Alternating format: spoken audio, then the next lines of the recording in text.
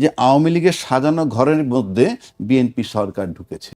আমার কাছে আজকে পর্যন্ত মনে হয় যে তারা বোধহয় কেয়ারটেকার হিসেবে আছে। আওয়ামী লীগ ব্যাক করেছে, আওয়ামী লীগ ছিলই, এই বক্তব্য নিয়ে আমরা গত 2 দিন ধরে বেশ আলোচনা দেখছি। এর পাশাপাশি সরকারের একজন উপদেষ্টা আছেন, তিনিও বলেছেন যে শেখ হাসিনার প্রতি ইনসাফ করা হবে, তার প্রতি এক্সট্রা জুডিশিয়াল কোনো কিছু করা হবে না। মাহফুজুল আলম কি বলছে? সে বলছে যে আওয়ামী লীগ ব্যাক করেছে। ব্যাক করেছে। আমার ভাষায় আওয়ামী লীগ ব্যাক করেছে বলতে উনি কি মিন করছেন ঠিক বুঝি না। আপনি যদি ফ্রম ডে ওয়ান দেখেন, বাংলাদেশে ফ্রম ডে ওয়ান ইউনূস সাহেব টেক ওভার করলো, রাষ্ট্রপতি থাকলো। রাষ্ট্রপতি তো মঙ্গল গ্রহ থেকে আসেন নাই, উনি তো ওই আদর্শেরই একজন মানুষ, তাকে তো সরানো যায় নাই। এবং তাকে সরানো যায় নাই সেজন্য রাজনীতিবিদরা দায়ী, এই ফুয়াদরা দায়ী। ফুয়াদরা বলতে আমি প্রতীকী বলছি, জি, অর্থাৎ রাজনীতিবিদরা তাকে সরাননি। যারা বলছিলেন যে 16-17 বছর যার দ্বারা নির্যাতিত, সেই রাষ্ট্রপতি বহাল তবিয়তে আছে।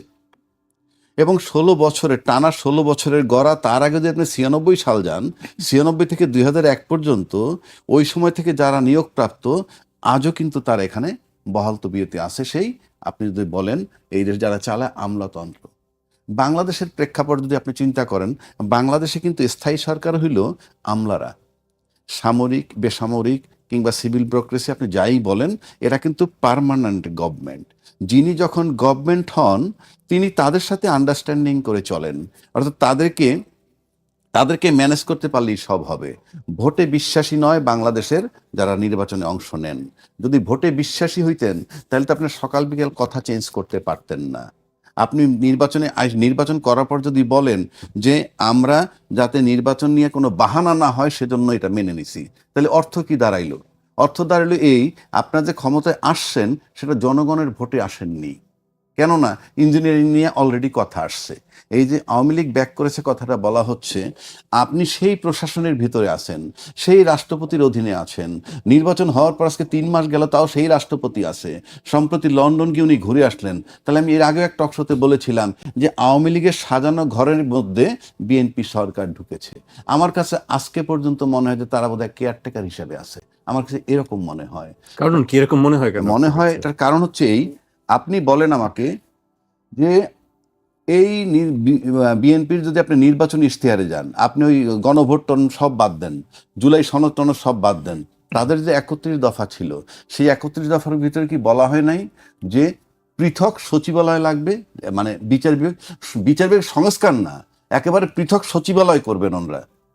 সেই সচিবালয়টা কিন্তু করা হয়েছিল।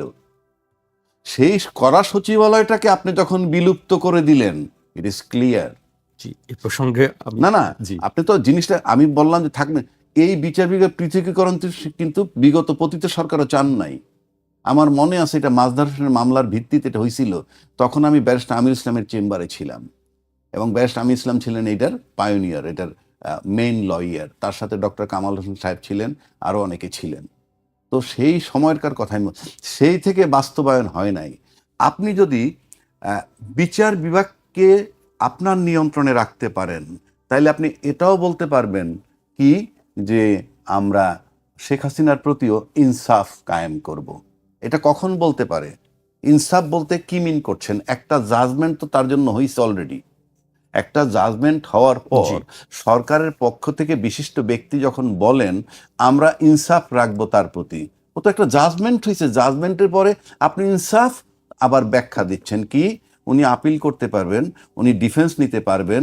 তারপর যদি রায় বহাল থাকে আমরা মেনে নিব, বহাল যদি না থাকে তাইলে সেটার সুবিধা সে পাবেন, এটার কথা বলছেন। আপনি একটা জাজমেন্ট হওয়ার পর আপনি ইনসাফ দিবেন, এইটা বলার কনফিডেন্স গ্রো হয় তখন যখন বিচার বিভাগটাকে আপনি পৃথকীকরণ থেকে আপনি নির্বাহী বিভাগের অধীনে রাখছেন। এই রাখার পরে, এবং এটা রিফ্লেকশন কোথায় চলে গেছে দেখেন আপনি, আজকে রামিসার বাবা সে পরিষ্কার বলতেছে আমি বিচার চাই না। ডাজ ইট মিন যে সে বিচার চায় না? নো, সে জানে বিচার নাই। এই যে বিচার নাই, যে কনফিডেন্স গ্রো হয়েছে মানুষের ভিতরে, আপনি এটা কিভাবে রক্ষা করবেন? এবং আমি দেখতেছি আস্তে আস্তে কলাপস হয়ে যাচ্ছে এই প্রশাসনিক নন কোঅপারেশন আসতেছে বলে আমার কাছে মনে হয়। কেন মনে হয় সেটাও বলি। আপনার 1996-এ আপনার মনে আছে যে মেয়র হানিফ, ফুয়াদের মনে আছে নিশ্চয়ই, মেয়র হানিফ জনতার মঞ্চ করছিল, মেয়র হানিফ আমলারা জনতার মঞ্চ করছিল মেয়র হানিফ, পরে আমলারা এসে যোগ দিছে। এই যে আমলা এসে যখন যোগ দেয়, কলাপস হয়ে গেছে সরকার। আপনি বিচার বিভাগের মাঠে আমি যাই, আমি ভাই আই এম নট স্যাটিসফাইড। আপনি যদি বার্তা দিয়ে দেন এই মামলা করব না, আমরা এই মামলা করব না, তো ওই ধরনের মামলা করব না, আপনি তো এই বার্তা ভাই আমরা দিতে পারি না। Either court has the privilege কি আপনি হয় যা আমি চাচ্ছি দিবেন না, অথবা দিবেন, রিজেক্ট করবেন অথবা অ্যাকসেপ্ট করবেন। এইভাবে করলে যে শুনবো না করলে মানুষ যাবে কোথায়? অনেকগুলা কথা বললাম যে আওয়ামী লীগ ফেরত আসবে না, কারণ আমাদের বাংলাদেশটা চলে গেছে কোথায় দেখেন। 75 থেকে 81 সাল আজকে যেখানে প্রধানমন্ত্রী আছেন সেখানে ছিলেন, সেখান থেকে ফেরত আসলেন, তারপরে দায়িত্বভার নিলেন। 1996 থেকে 2024 পর্যন্ত মোটামুটি 28 বছরের মধ্যে 20 বছর তিনি ক্ষমতায় ছিলেন, এবং তিনি ক্ষমতা ছেড়ে চলে গেলেন, প্রতিবেশী দেশে আশ্রয় নিলেন, তাকে আশ্রয় দেওয়া হইল। একইভাবে মাঝখানের ইন্টারিম গভর্নমেন্ট, ওখানে নাকি শুনলাম আমেরিকাপন্থী এবং আমেরিকার কিছু ব্যক্তি যারা আমেরিকায় সেটেল, তারা এসে করে গেলেন। তারপরে যারা আসলেন তারাও কিন্তু 16-17 বছর দেশের বাইরে ছিলেন। তো একজন দেশ শাসন করে দেশের বাইরে চলে যান, আরেকজন এসে দেশ শাসন করেন। এটাই আজকের বাংলাদেশ। আমি এই কারণে বলছি যে আপনি বিচার বিভাগ পৃথকীকরণ চাচ্ছেন না, এবং আপনি কি বলে এটাকে মানে কি বলে বিচার বিভাগের স্বাধীনতা হারাবে। কেন মানে স্বাধীনতা হারাবে বলা হচ্ছেই যে আমরা সবকিছু পোক্ত করে আনবো। যেমন মানবাধিকার কমিশন যেটা বাতিল করা হইলো, সেখানে পোক্ত করে আনবে বইল ওই কমিশন অধ্যাদেশটা বাতিল করা হয়েছে, কিন্তু সাথে সাথে 2009টা কিন্তু পুনর্বহাল করছে। 2009টা কার? শেখ হাসিনার করা। তাহলে শেখ হাসিনা নাই কোথায়? আপনি আসেন, আজকে হামের টিকা নিয়ে একটা বিশাল আলোচনা চলতেছে, অনেক শিশু মারা গেছে, আমি একমত, অনেক শিশু মারা গেছে। ইউনূস সাহেবের অবহেলা, স্বাস্থ্যমন্ত্রী কি ছিলেন? নূরজাহান না? হ্যাঁ, ওনার অবহেলা আমি তর্কের খাতিরে ধরে নিলাম, তাদের অবহেলায় হয়েছে। তার নিয়ে আপনাকে বিচার হচ্ছে না, কোনো মামলা হচ্ছে না। আমরা হাম নিয়ে নানান সেমিনার সিম্পোজিয়াম করতেছি, তার ভিতর কোনো বিশেষজ্ঞ নাই, এমন কিছু ব্যক্তি এটাকে উপস্থাপন করতেছে। ফাইনালি চলে গেলাম আমরা কোর্টে গিয়ে কি করতেছি? বলছি কোর্টে রিট একটা আবেদন করছি, আবেদন করে বলছি তদন্ত কমিশন করেন। কেন? সে অপরাধী হইলে একটা মামলা হয়ে যাবে সরাসরি। আপনি তাহলে কি রিট করে তারপরে একটা তদন্ত হবে, তারপরে তার আলোকে তাদের ওপিনিয়নের ভিত্তিতে তারপরে মামলা হবে? বিষয়টা আমার কাছে ক্লিয়ার না। তাহলে কি প্রতিটা মামলার ক্ষেত্রে রিট করে কমিশন গঠন করতে বলবো? আমি রিট করে করতে বলবো? আমাকে তো বিষয়টা মাথায় নিতে হবে।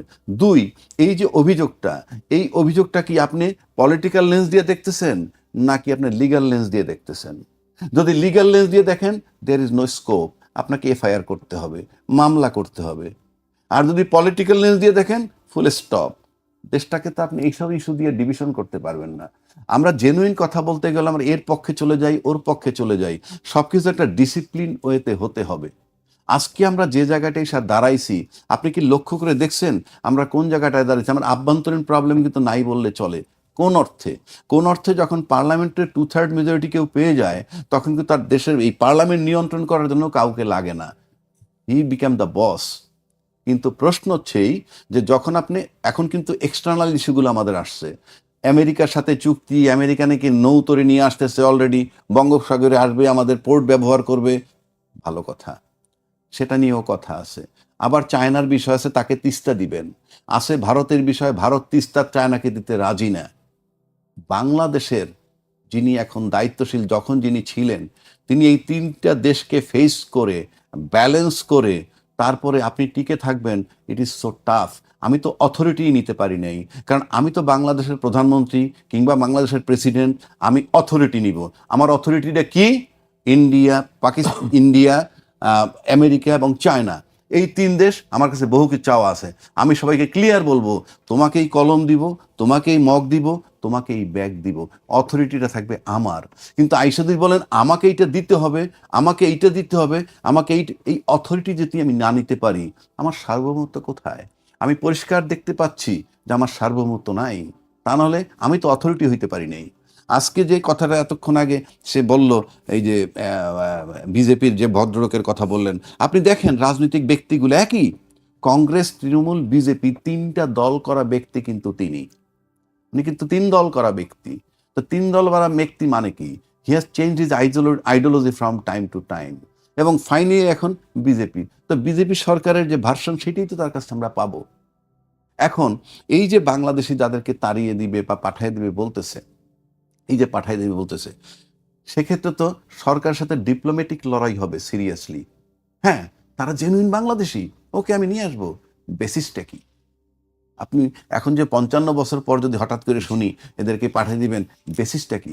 এই বেসিস না হয়ে আপনি পাঠিয়ে দিবেন, এটাকে আদালতের মাধ্যমে ডিপ্লোম্যাটিক্যালি হোক, যেভাবে হোক এনশিওর করতে হবে, অ্যাসার্টেন করতে হবে দ্যাট হি ইজ বাংলাদেশি।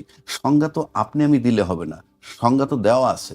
তো সেই কারণে বললাম, এই যে বলল আওয়ামী লীগ ফেরত আসতেছে, আওয়ামী লীগ ফেরত আসার বাকিটা কোথায়? এখনো রাষ্ট্রপতি বহাল। আপনি দেখেন, আপনি নিষিদ্ধ করলেন আইন দিয়ে কি, যে তারা ইয়ে করতে পারবে না, কি বলে, আহ, কার্যক্রম চালাইতে পারবে না, আমরা বিচ্ছিন্নভাবে মিছিল পাচ্ছি।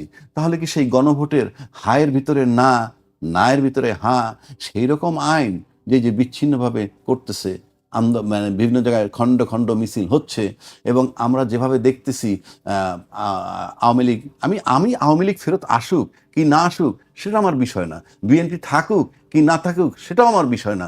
বিষয় হচ্ছে প্রি কন্ডিশন।